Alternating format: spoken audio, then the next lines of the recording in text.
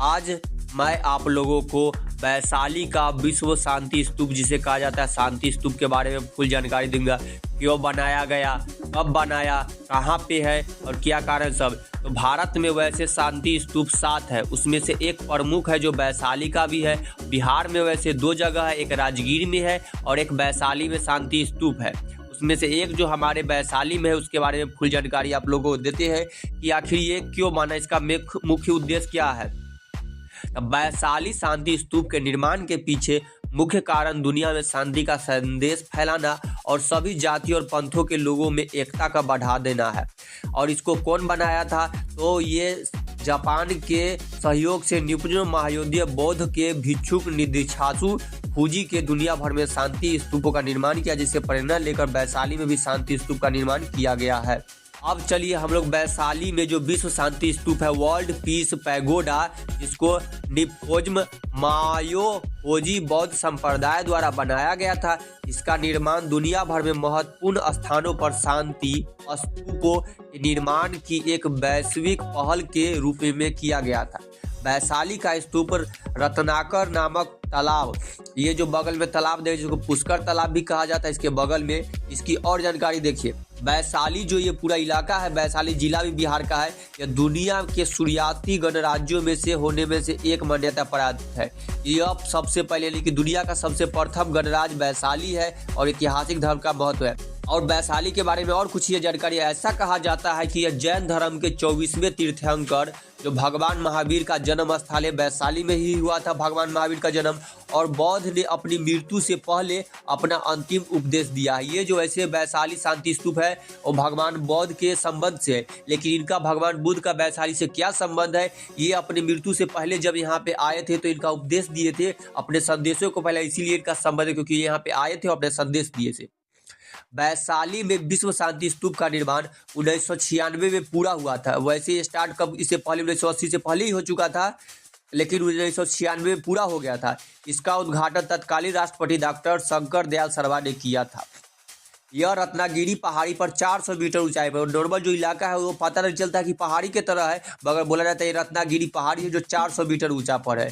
स्तूप के चारों कोनों पर भगवान बुद्ध की 4 प्रतिमाएं स्थापित है। अगर 4 कोना है, 4 मूर्तियां स्तूपों पर दिखाई देता है।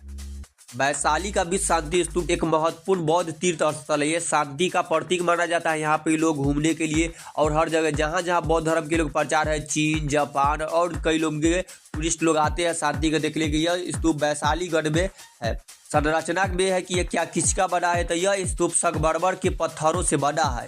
स्तूप के चारों कोनों पर भगवान बुद्ध की 4 प्रतिमाएं स्थापित जो सोने के रंग के हैं यानी पीला कलर में दिखाई देता है। और इस स्तूप की एक और विशेषता है, विश्व शांति स्तूप 125 फीट ऊंचा है। जो यहाँ पर ही हम एक बोर्ड लगा हुआ है उसमें विश्व शांति स्तूप का पूरा डिटेल लिखा हुआ है कि कितना ऊंचा है, क्या क्या है सब मिला के। इसके गुंबद का व्यास 65 फीट है।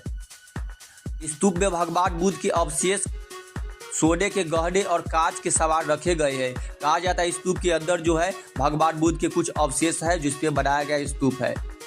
विश्व शांति स्तूप के पास यानी कि वैशाली में बहुत कुछ है जो देखने योग्य है, जो लोग आते हैं देखते घूमते हैं, जिसमें से अशोक स्तंभ, अशोक का जो बनाया गया इलाका है वो भी अशोक है, राजा विशाल का गढ़, बौद्ध स्तूप, अभिषेक पुष्करणी भी है।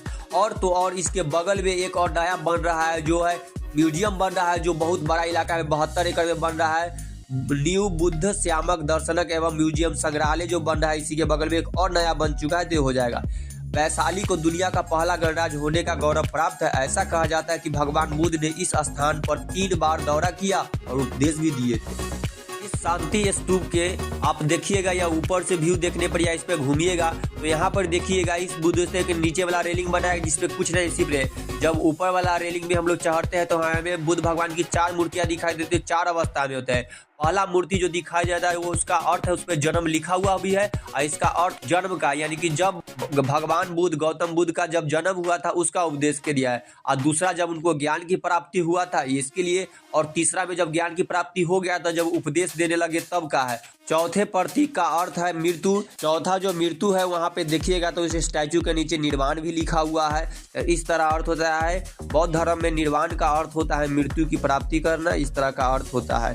और ज्ञान की प्राप्ति का परिवहन भी लिखा रहता है इसमें, लेकिन यहाँ पर ही कुछ और लिख कर मिलेगा। तो ये उसके चारों मूर्ति का उद्देश्य है और शांति के प्रतीक इस तरह का कुछ उसमें उपदेश मिलते रहता है।